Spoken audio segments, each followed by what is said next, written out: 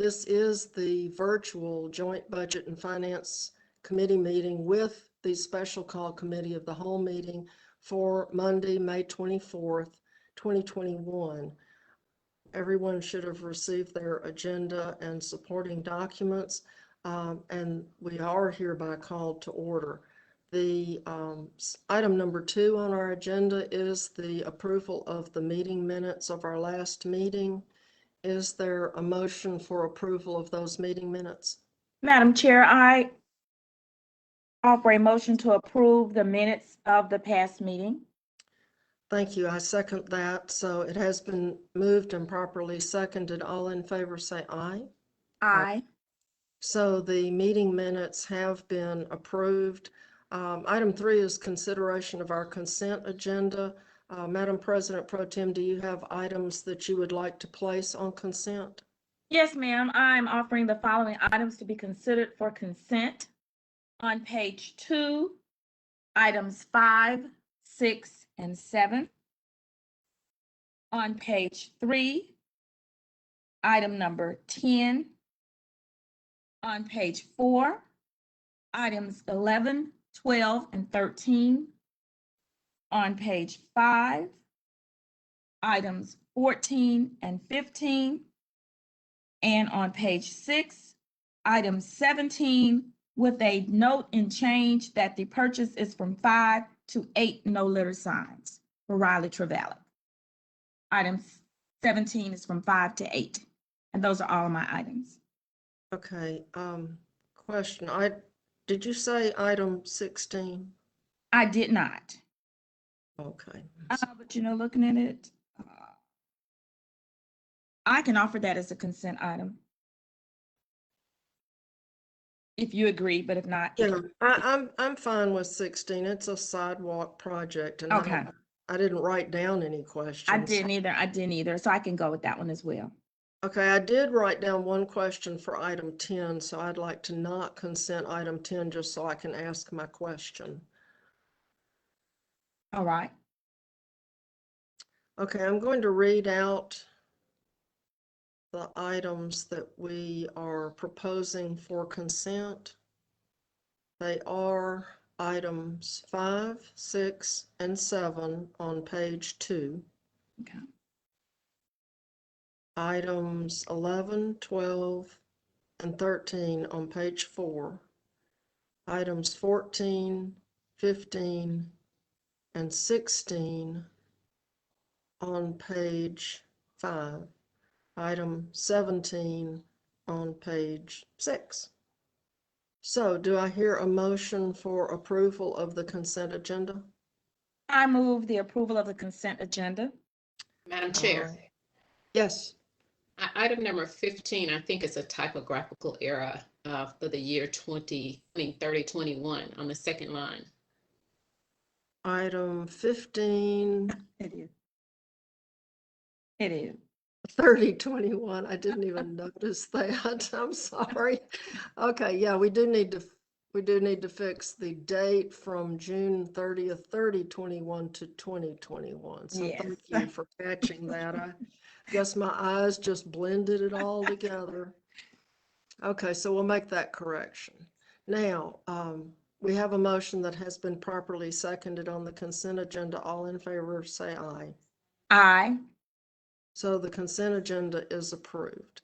So with those corrections, now we will go to item 4, which is our first item, a resolution approving payment to Courtney French Broadcasting LLC Birmingham in the amount of $50,000 for radio advertisement through June 30th, 2021 for the office of the mayor in accordance with City Code 3-1-7, Section 11-40-1 of the Code of Alabama 1975 to contract for authorized goods and services, and Section 11-47-9 of the Code of Alabama 1975 for the advertisement of the city or any function or undertaking of the city, both within and without the limits of the city, through the use of any recognized medium of advertising.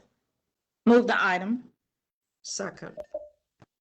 Mr. Mitchell, are you here to explain? Yes, ma'am. I'm here. Good afternoon, committee members. Good to see Good everybody. afternoon. Good afternoon. This item was actually referred from the council agenda to this committee. So in compliance, we put it on. We included the transparency form for the organization, and um, I think it should be a PowerPoint deck that's in there too, and the contract. That was all the requests from the dais 2 weeks ago. So we're here to answer any questions. Okay, well, I do have some questions, but if the committee members have any questions they would like to ask? Hearing none, I noticed that there were two contracts attached and they did not have the same language in them. The first contract that was attached had a section regarding boycotts. And the one signed by Mr. January does not have that item. So I was curious to know about the section boycotts, which I just haven't ever noticed before in our contract, our boilerplate contracts. And I thought y'all might have added that. Well, obviously you've added it anew, but what does it refer? I mean, what caused us to put a section regarding boycotts in our contract? So, counsel, I'm not 100% sure, and I don't see Miss Attorney Lawson on the line, but I can get you an answer before tomorrow because the item is on the agenda for tomorrow. I don't know if that's just in that particular code of the state of Alabama, but I can confirm and get back to you before the council tomorrow for a vote. Okay, yeah, if you could let all the committee members know, because I'm sure we're all curious. I'm imagining we're all curious. And then the fact that there was a contract signed by Mr. January that didn't have that on there,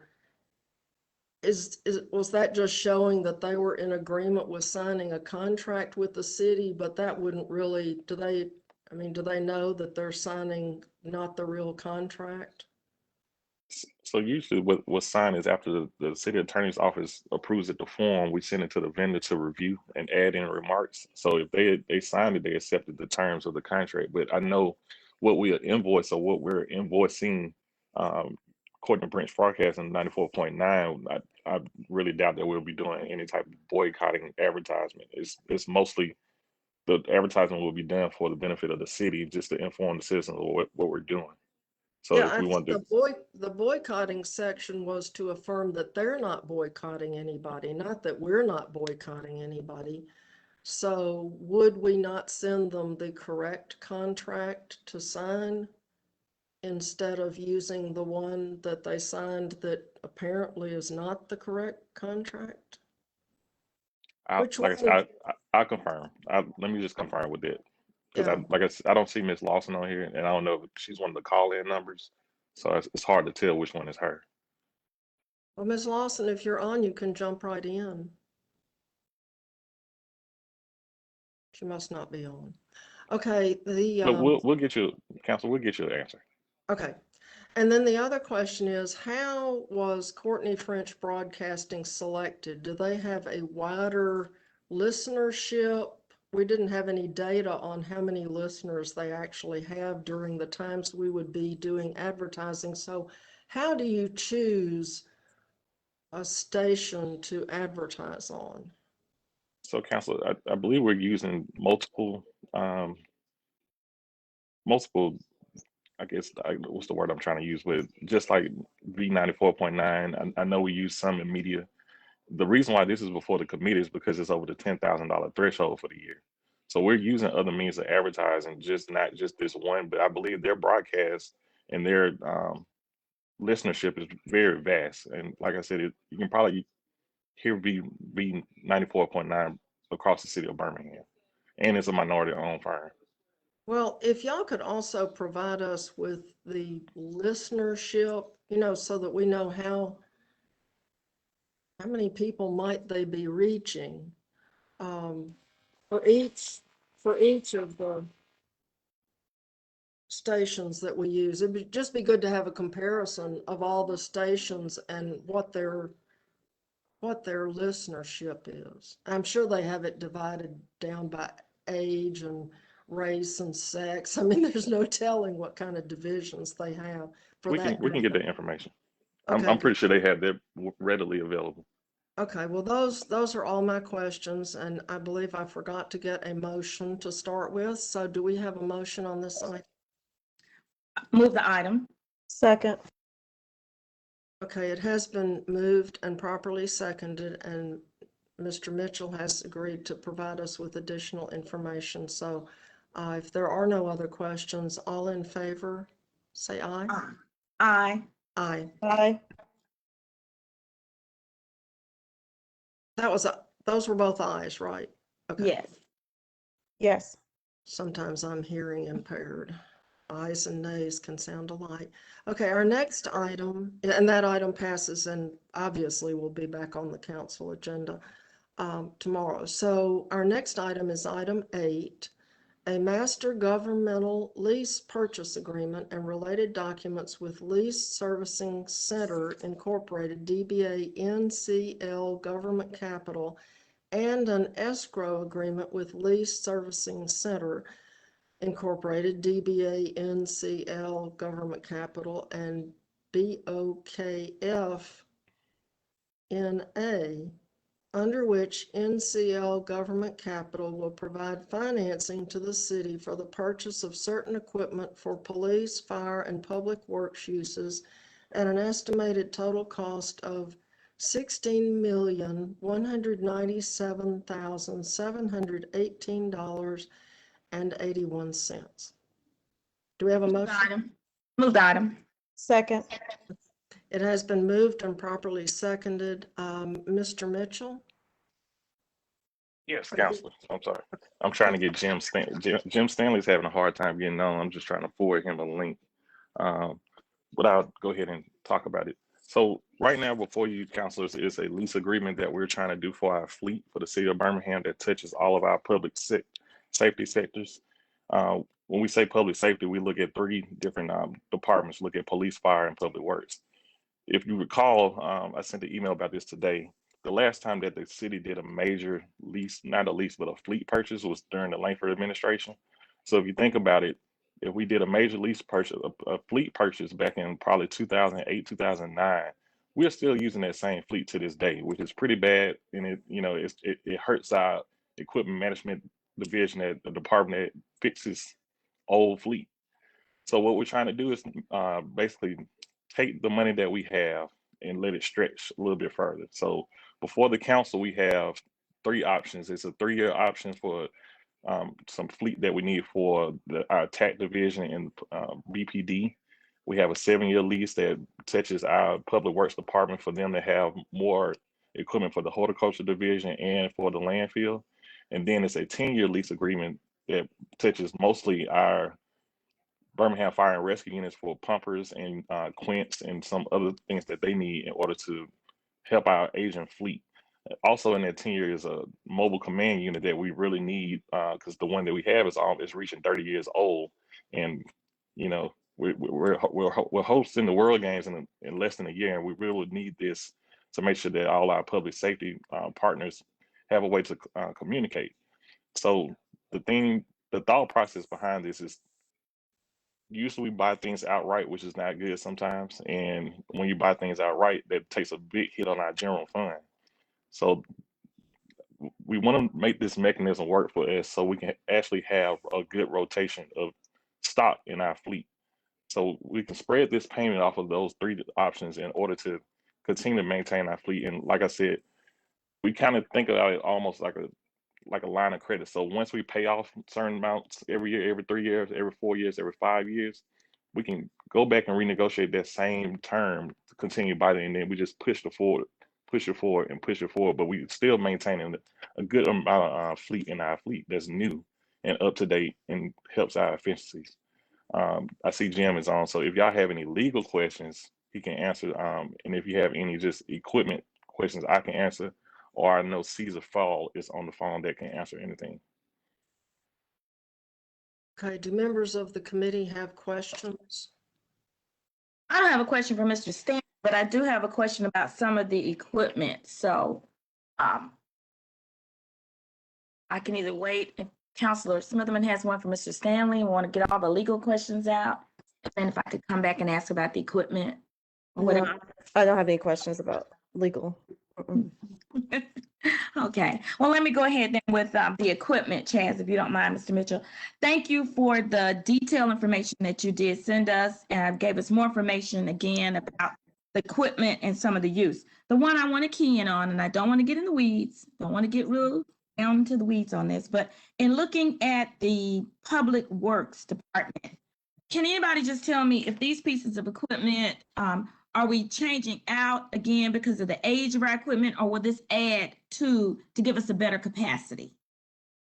So most of it is new equipment for the landfill because, of course, we just expanded our sales. So we needed new equipment to keep that, pretty much maintenance on that. A lot of it is replacing old equipment, but most of it is a small portion of it is new. So like I said, a lot of it is very outdated. We appreciate what the council did a couple of years ago when we had a surplus and we bought a couple of limb loaders, a lot of brush trucks. We just want to expand on that so we can keep neighborhood revitalization on the forefront. Okay, and that was what I was trying to get at because, we've had situations in the past where a truck may get filled during the day. Like I'm here today, I'm still waiting on the bulk trash pickup for Roosevelt City. And so I know sometimes trucks get filled, they have to go all the way to the landfill, then they have to come back. So I was hoping this might give us additional where we might be running one or two or more trucks, in an area on the same day. And then I know the sweeper, we are all, been looking at how often we get our street swept or, we don't have any sidewalks and curbs a lot here, but as you go through those areas and make those sweeps. So that was just some of my questioning, just trying to see capacity wise, was this going to help to increase the efficiency or the amount of work that's being done? Yes, that's the goal. And it's like I said, this helps us for the long term. So once we continue to pay down the debt, we would use that fund to continue to turn new fleet into our departments, especially our public safety sector. Okay. All right. Thank you. Those are all the questions I have, Madam Chair. Madam Chair, I have a question. Yes, Counselor Smitherman. So the same question will apply to fire and police. How many new trucks will we be able to get for the firefighters? How many police cars could we get? So we got 8 pumpers and a couple of quints, and I think there's another rescue unit on there. So we're still evaluating our fleet. I know this is just a small need for the fire department that we hope that we just fill a gap that we're experiencing almost weekly at this point. So this will get us up and rolling. So for the older fleet, we'll still evaluate that. Hopefully we can probably auction that off and use that money towards the purchase of more fleet. So, kind of like our return on investments, if we sell 3 older fleets to somebody else, maybe they'll give us enough money to buy another unit. That's our thought process on it. But this is just a shot just to keep our fleet up to date. Okay, thank you. Any other questions? I have some. Okay, where is the line item in the budget to pay It for is on this? page.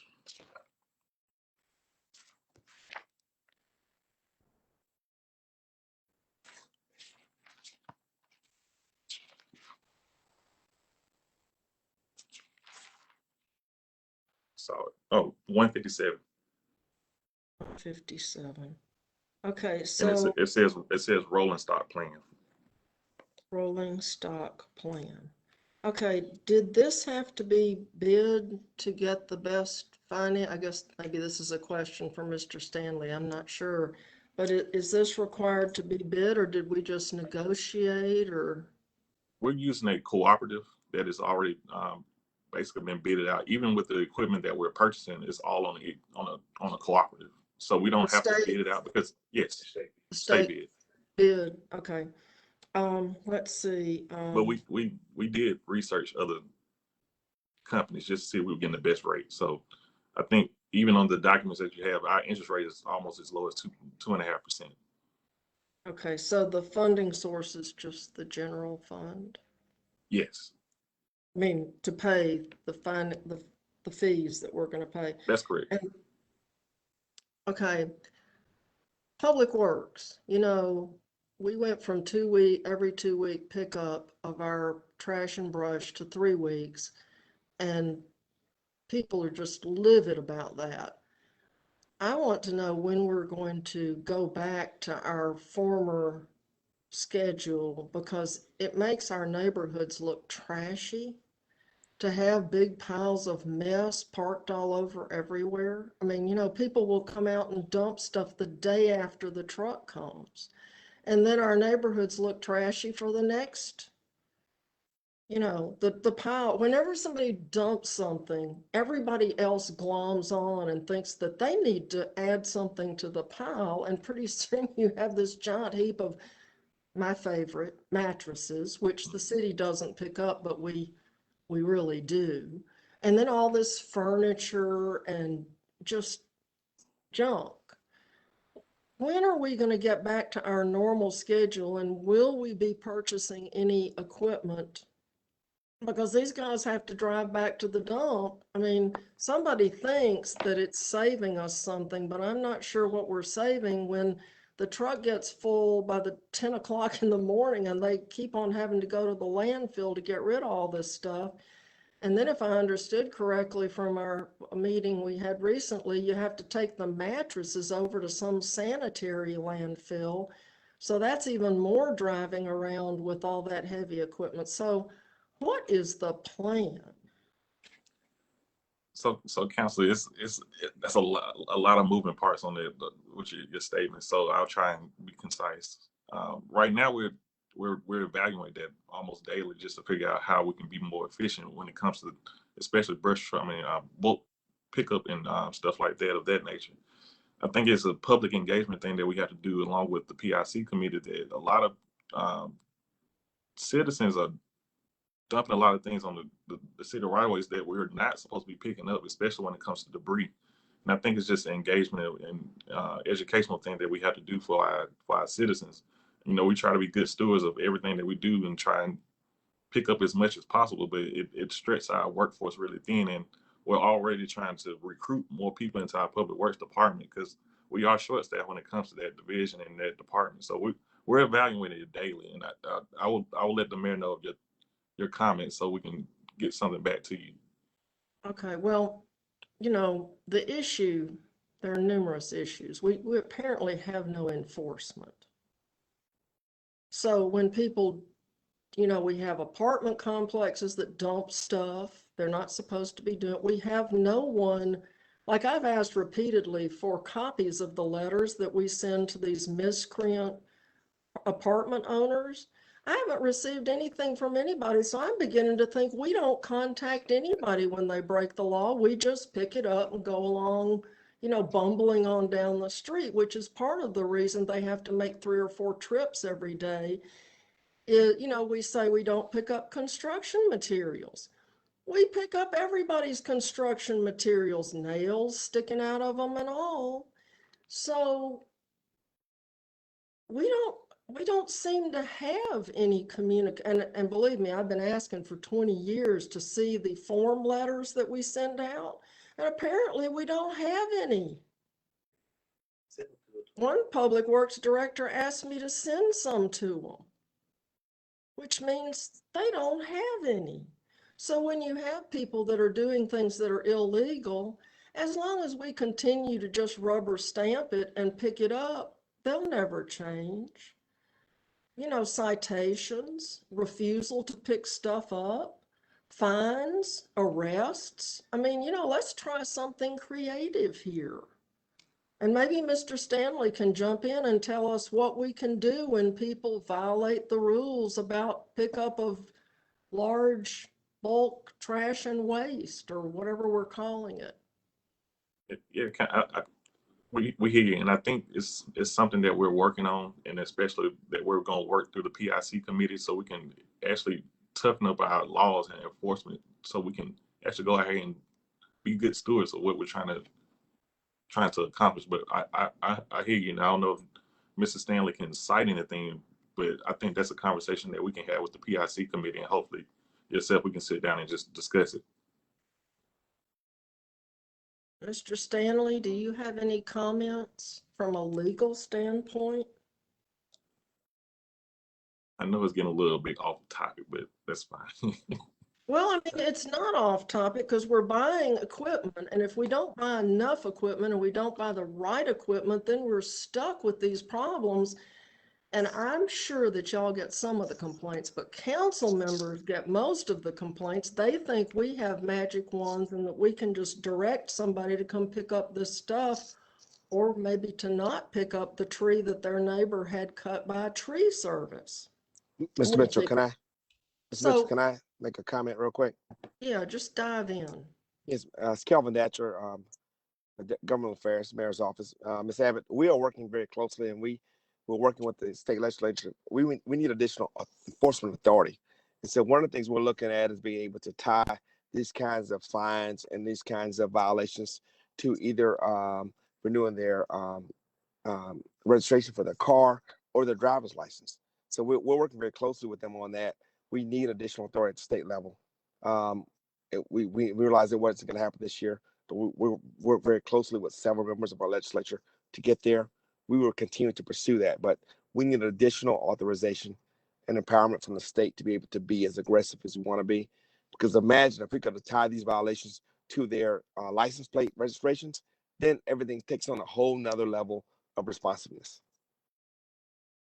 Well, that's very true. But you can tell my level of frustration. I don't know about my colleagues for sure, but I know that these are things that people buttonhole me about all the time.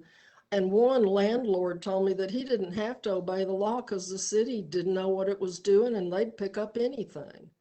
You know, because I actually stopped them and said, "You're not supposed to be doing that." He said, "This is Birmingham." And they just burst out laughing.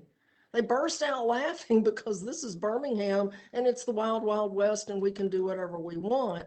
They won't do it in Homewood. They won't do it in Mountain Brook. They probably won't even do it in Gardendale, but they do as they darn well please in Birmingham. And it's Yeah, but just Ms. Abbott, frustrating. we get all those. I get them directly from the council members, and so I think we err on the side of trying to pick up as much as we can, because if we But don't that's all even, we do. We just yes, pick up ma'am. as much as we can. It But the doesn't enforcement matter. side, yes, ma'am. But if you want us to go to enforcement, it's going to take several weeks or several months to do that, and then it sits there, and so everyone hears that. So that's why we got to get the kind of a stronger hammer from the state legislature, and we've been working very hard to try to do that. Otherwise, it sits there while we go through a very lengthy enforcement process. So we are working very hard to do that, and I'm happy to provide you with an update on everything that we've interactions with the state legislature and the exact language that we're looking to pursue. Can we arrest them? Take them to jail? That would probably get their attention. I've heard our jail is really nasty and people don't want to go there. I'm not going to comment on that, Ms. Abbott, but I'm with you. I think we need as strong enforcement opportunity as possible, and I think Okay, well, we are pursuing that.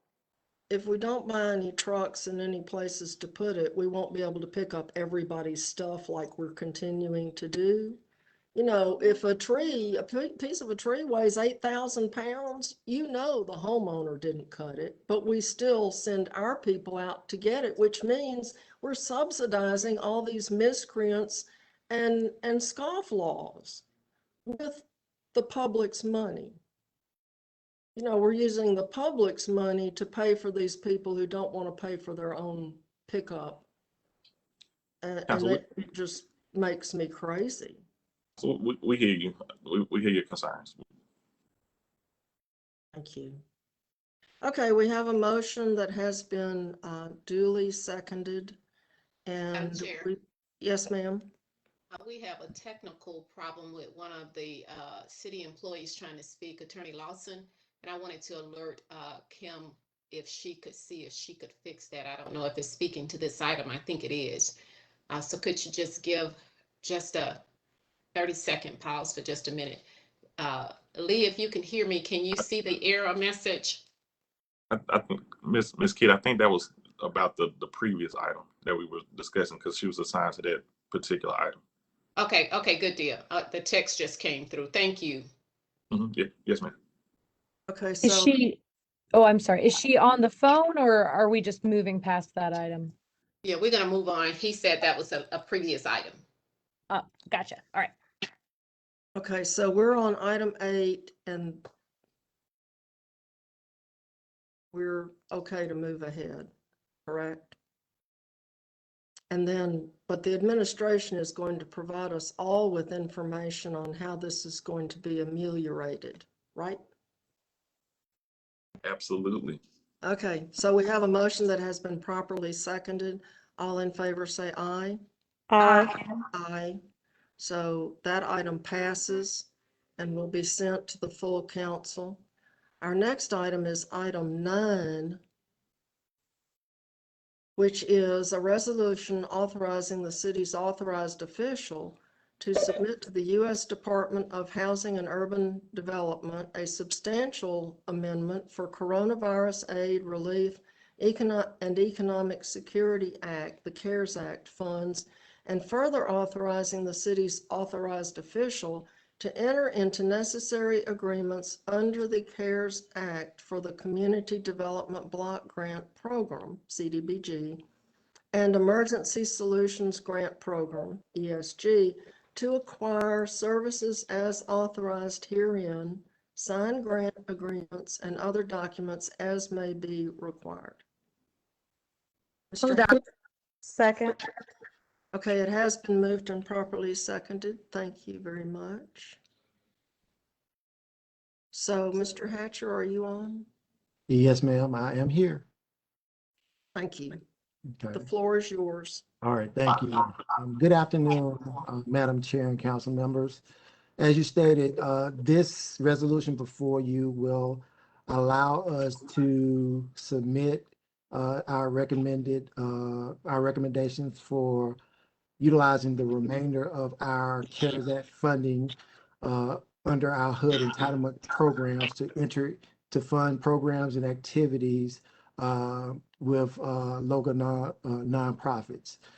We have outlined our recommendations for the nonprofit entities that we recommend contracting with and for internal city programs for use of those funds. And I'll be happy to entertain any questions that you may have.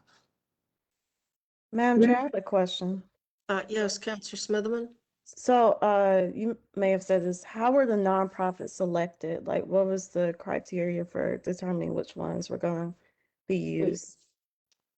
Yes, the criteria is a very structured criteria. First of all, we have a committee of internal staff members to the Community Development Department. And also this year, we broadened that committee, and we also had staff members from other city departments also rate our applications that we receive from the nonprofits. In that, we utilize several rating criteria. For first and foremost, is what's being proposed eligible under CDBG or ESG and our CARES Act funding. Secondly, is it feasible, or the budgets comparable to what the services being proposed? What is the background of the organization? Do they have the background or the capacity to facilitate delivering the proposed services? So those are just some of the major criteria, but there are at least 3 or 4 other criteria that we rate the proposals on in order to make a decision to whether to fund the organization or not.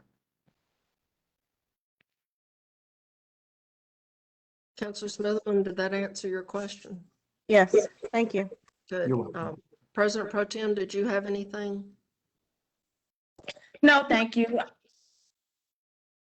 Okay, well, I'm glad we have a team looking at it because I do know in the past, some of the not-for-profits haven't been capable of doing the things we've asked them to do. So we want only the capable ones Yes, ma'am. to be taking money, because I'm sure that we're responsible for the expenditure of the funds. And if no services are provided, then we're in trouble. Yes, ma'am. HUD definitely holds the city of Birmingham accountable, and we have a timeliness criteria. So that's our timeliness is drawing down and spending the funds that have been allocated to the city. So it's always our goal to spend the funds as quickly as possible and to monitor our sub-recipients in doing so, because, you know, we're, as a city of Birmingham, we already know HUD is gonna audit us, and we want to make sure that we have our books in order.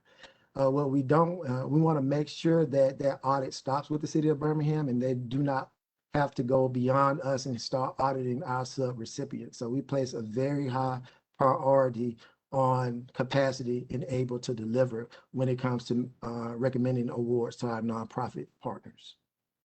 Good, thank you. Well, I just had one question, and that was, Sure. I know you've got the Emergency Solutions Grant Program on Mhm. here. Does it also include transitional housing? Yes, it does.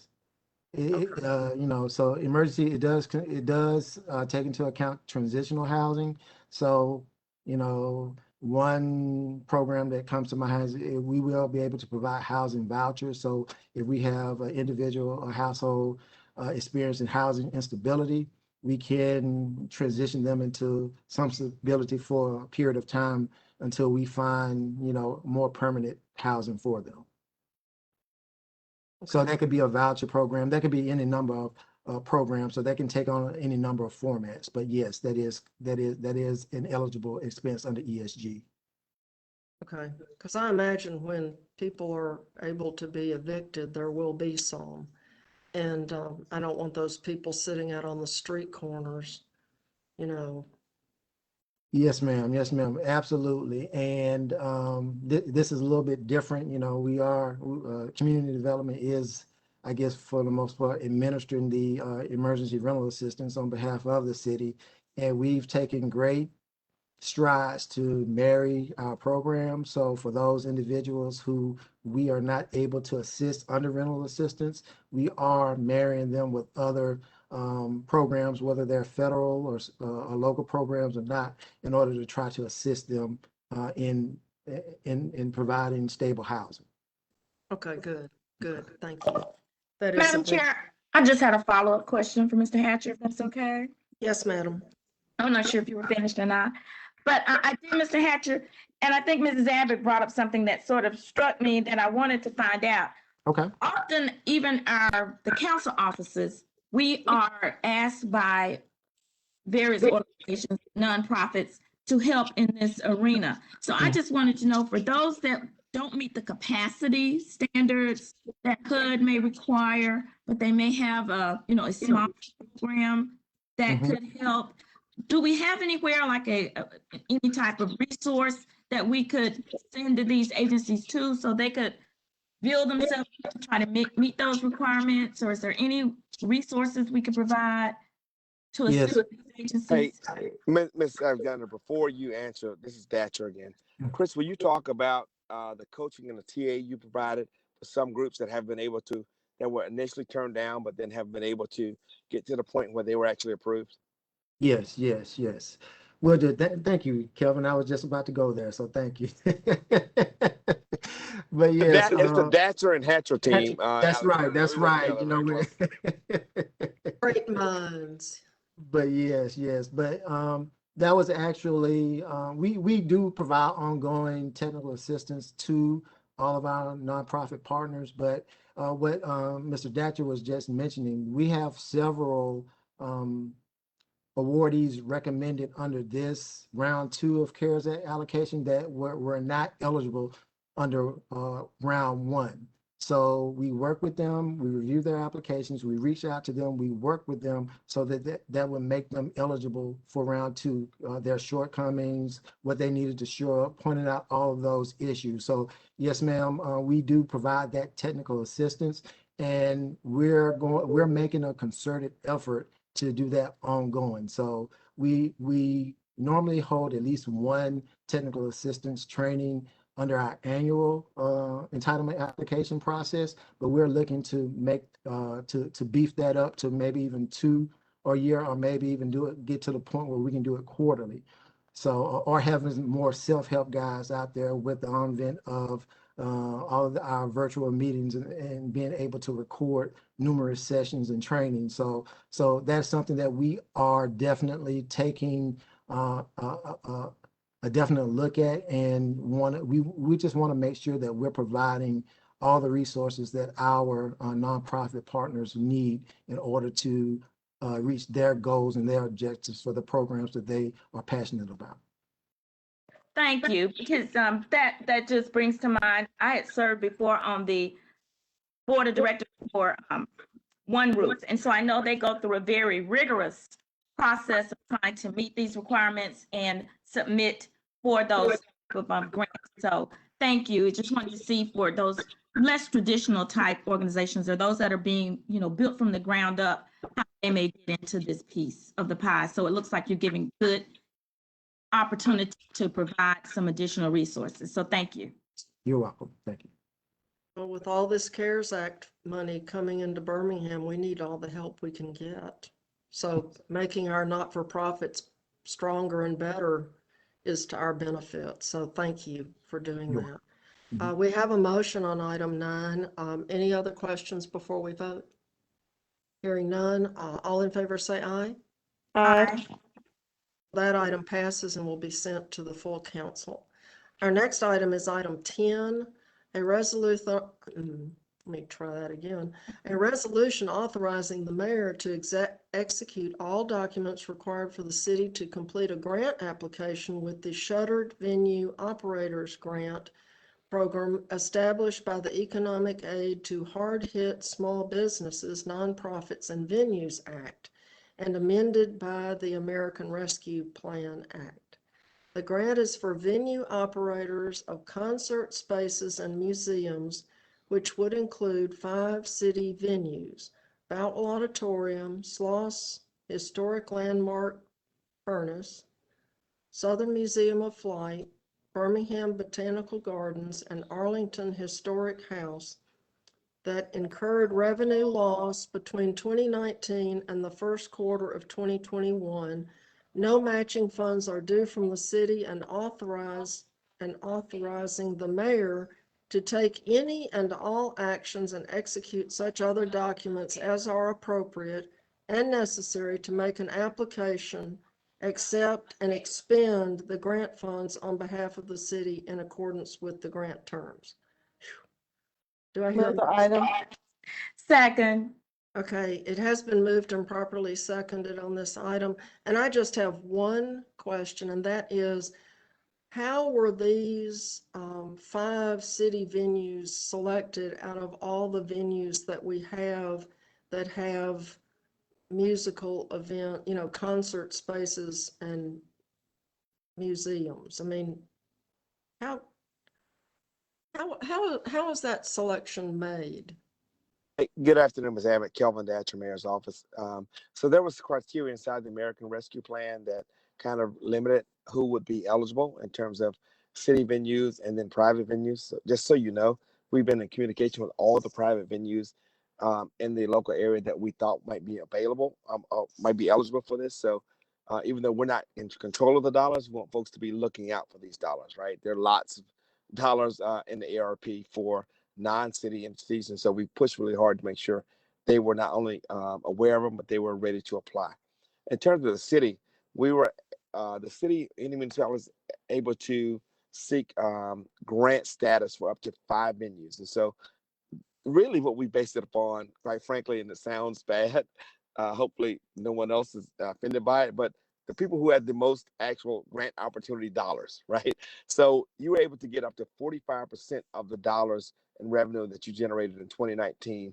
That's what we're eligible for. So we looked at, which of our venues generated those kinds of dollars that we were able to then pursue and then receive back in grants, and then can apply towards the sustainability of those facilities. So we looked at what were the larger revenue generating venues. In addition to, there were several other criteria, including like you had to have fixed seating, you had to have sound mixing boards, you had to have in-place lighting, those kinds of things. And so we went through all the city-owned and operated venues.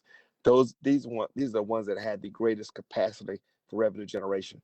Now we own Vulcan, and we own Museum of Art, we own the zoo, but those entities run, they are operated outside of the city. So we work with them to see which ones are eligible. And we worked with those operating authorities to ensure that they applied for those dollars if indeed they were eligible. But in terms of what the city owns and operated, these 5 are the highest potential capacity revenue generating venues that the city has. Okay, well, that answers my question. I mean, there's a lot more than meets the eye. And I did think about, Vulcan Park and the Museum of Art. I mean, it is a museum after all. And, they have a lot of events, but if there's all those other criteria, fixed lighting and sound mixing boards and things like that, then that gets into the weeds that I didn't get in. So thank you very much. Yes, ma'am, and thank you. And I just do want to say this, Ms. Abbott, and I appreciate you guys for this because there are going to be a number of grant opportunities that come really super fast. And so we thank you all for, supporting us because there is a rushed window in terms of us getting our stuff in to be eligible. So we will continue to work with you and your staffs to make sure you know about these items even before they come. But these things are they're opening and closing very fast. So thank you for your consideration. Well, and you've noticed with our committee that even though we have questions, we're willing to trust you that you'll give us the answers later and we'll go ahead and approve them because we know, business has to go on. We can't just be holding everything up because you didn't do what we wanted. So I think we're pretty sensible people. So we do have a motion on this item number 10. If everyone's ready to vote, all in favor say aye. Aye. Okay, so this item passes and will be sent to the full council. Our next item is item 18, a resolution pursuant to section 11-40-1 and 16-11-9.1 Codes of Alabama 1975, authorizing the mayor to execute and deliver an agreement with the Birmingham Board of Education, a sum of $3,000 to provide the following goods and services for the benefit of Birmingham City Schools. The board will provide assistance with teacher and staff supplies for the 2020-2021 school year at Jones Valley School. The allocation is exclusively for the purposes stated. Said funds will come from the Garden Highlands Neighborhood Association funds. I have a feeling this was supposed to be on consent, but do I. yeah, sorry about that. So Move the we have a item. motion. Second. Okay, it has been moved and properly seconded. Are there any questions? No. Hearing No. none, we are ready to vote. All in favor say aye. Aye. So that item passes and will go to the full council. Now, our next item is one of our favorites, item 19. I Do I move have for a adjournment. motion? Second. Okay, it has been moved and properly seconded. All in favor say aye. Aye. So the next virtual Budget and Finance Committee meeting will be on June 14th, 2021 at 3:30 p.m. So we will see everyone bright and early in the morning.